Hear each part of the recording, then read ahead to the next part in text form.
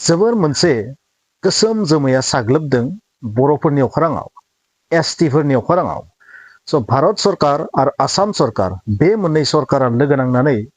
थाखानाय जि ट्राइबेल आसामनि बै ट्राइबेलफोरनि सायाव बा नर्थ इस्टआव जेसेबां ट्राइबेल्स दङ बैफोरनि सायाव माबायदि गोहोम खोख्लैनो नागिरदों बेखौ नोंथांमोना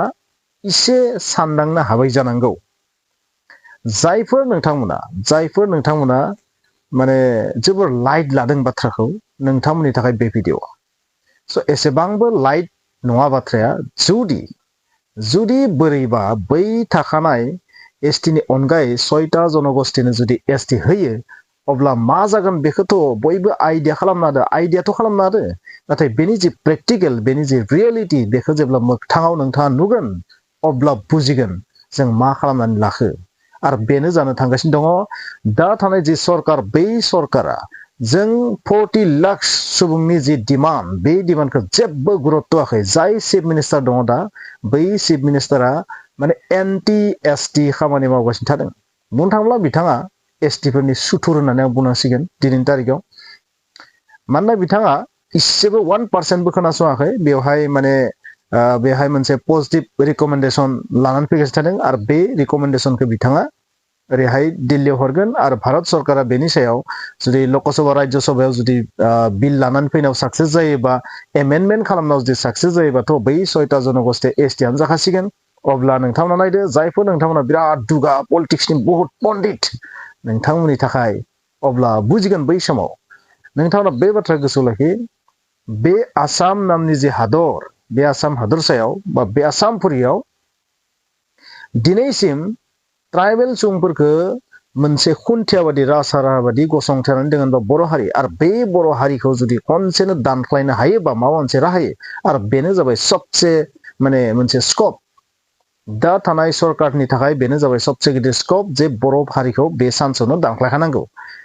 बे हारिखौ दानख्लायनो हायोबानो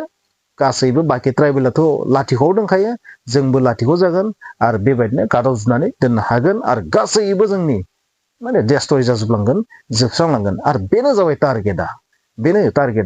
बिनि बादै मा टारगेट थानो हागौ नङाबा अकस्मात बै 6टा जनगोष्ठी एसटि बिनायनि ओंथिया मा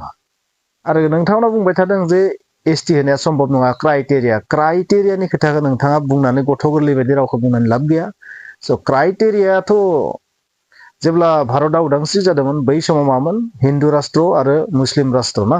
धोरोमनि आधाराव गावदोंमोन नाथाय उनाव सेकुलार सोदोबा बोरै फैखो इन्डियाआव नाथाय पाकिस्तानाव दिनैसिम सेकुलार सोदोबा गैया अब्ला सेकुलार सोदोबा इन्डियाआव बोरै फैखो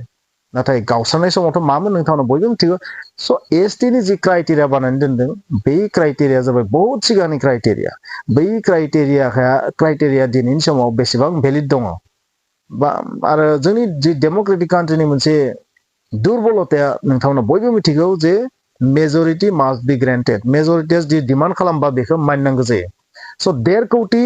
जि 6टा जनगोष्ठी आरो जों 45 सामथिं लाख बा 50 लाख जि थाखानाय ट्राइबेल बियो बेवहाय जेबो पात्ता मोना बेवहाय माने जेसेबां दावहा नाङोबाबो जेसेबां नाजावो बेखौ सरकारा खोनासंनाय नङा। दा आं नुनो मोनदों जायफोरा एसटि मन्त्रि एसटि MLA बैसोरनि खुगानिफ्राय फंसेबो राव गवाखै सिं मा आन्डारस्टेन्डिं दङ बेखौथ' मिथिया समजों लोगोसेसो मिथिगोन आरो 27 माने गाबोन 27 नभेम्बर खालि बेखौ बै जि बेवहाय जि पइन्ट माखासे थागोन बै पइन्ट माखासेखौ बिधान सभानि जि गोजां बोथोरनि एसेम्ब्लि बेवहाय लाबोबा मिथिसिगोन आरो मा दं नाथाय दासिम मिथिनाय बादिब्ला मा जि आनडिभाइडेड गवालपारा डिस्ट्रिक्ट होनबा नोंथांमोना मिथिखागौ गवालपारा डिस्ट्रिक्ट प्लास क'क्राझार डिस्ट्रिक्ट चिरां डिस्ट्रिक्ट आरो बैहाय जानो हागौ बङाइगावबो फैनो हागौ बङाइगाव डिस्ट्रिक्टआव फैनो हागौ। स' बैखिनि ओनसोलाव जेसेबां कच राजबंशी दङ बिसोरखौ एसटि होनो थाखाय पजिटिभ रिकमेन्डेसन भारत सरकारनो हरनो गोनां बेखौ थिग थाक खालामबाय डेट मिन्स पुरा रेडि आरो आसाम सरकारा पुरा रेडि भारत सरकारा मा खालामो बे भारत सरकारनि सायाव सोनारगोन आरो बहुत बार रिजेक्ट जाबाय बेखौबो नोंथांमोना खोनादों नाथाय बार रिजेक्ट जानायनि उनाव बै एखे डिमान्डआनो जुदि थांबाय थायोबा बिसोरबो साननो गोनां बाध्य जागोन आरो बाध्य जानानै बे बिलखौ लाबोनो गोनां बाध्य जागोन पार्लियामेन्टआव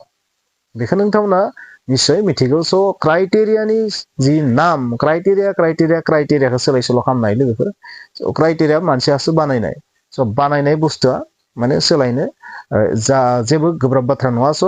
कन्स्टिटिउसनखौ मा खालामनो हायो एमेन्डमेन्ट खालामनो हायो सोलाय सोल' खालामनो हायो स' कन्स्टिटिउसनाबो माने पारमानेन्ट बुस्थु नङा नोंगो कन्स्टिटिउसन हिसाबै हादरा सोलियो नाथाय बे कन्स्टिटिउसनखौ मानसियानो लिरदों आरो मानसियानो सोलायबाय थायो दिनैसिम बेसेबां बार एमेन्डमेन्ट जाखो नोंथाङा मिथिगौ जोंनि जि सिक्स शिडिउलाबोथ' एमेन्डमेन्ट खालामनासो बानायनाय ना बिटिसि सिक्स शिडिउला अब्ला बेवहाय जेबो आसरित बाथ्रा नङा ज' एसटिनि क्राइटेरियाखौबो एमेन्डमेन्ट खालामनाया जेबो आसरित बा गेदेर बाथ्रा नङा बेनिखायनो जों साफ्रोमबो एसटि सुबुंफ्रा मा खालामनांगोन गोख्रोङै सिगांबोनांगोन स' दिपेन बर' बिथाङा फेसबुकनि थ्रुयै मोनसे मेसेज होदों बेखौ नुनो मोनदों बिथाङा बुंनाय बादिब्ला स' एसेबां हप्तासेयावबो जुदि माबा मोनसे जुदि जानो नाङिया जुदि जायोबा बेथ' खाफालनिसो बाथ्रासै बहुत होबथाबाय नाथाय बेखौ सरकारा मानियाखै नोंथांमोना मिथिगौ आरो बेल' नङा जुदि बेबादि 6टा जनगोष्ठीनि एसटि बा बड'लेण्ड बिग्रायनो थाखाय बा बड'लेण्ड बिनो थाखाय जोङो थियारि जानायानो साबसिनसै बे बाथ्राखौ नोंथांमोना थारैनो बुजिदों जानांगौ आंबो निसय सानो बे साननो गोनां बिसय स' नोंथांमोना मा सानो खायसे खायसे मानसिफोरा जायफोरा माने बांद्राय बाथ्राखौ बुजिया बिथांमोना सानो मा जे बिसोरनो एसटि होनायाव मा जागोन मा जाया जायफोरा ना कलेज फरायफेरो ना कलेजाव बोरै एडमिसन मोनो इउनिभार्सिटियाव बोरै एडमिसन मोनो मेडिकेलाव बोरै एडमिसन मोनो इन्जिनियारिंआव बोरै एडमिसन मोनो बबेबा साख्रिनि खथाया बोरै फैयो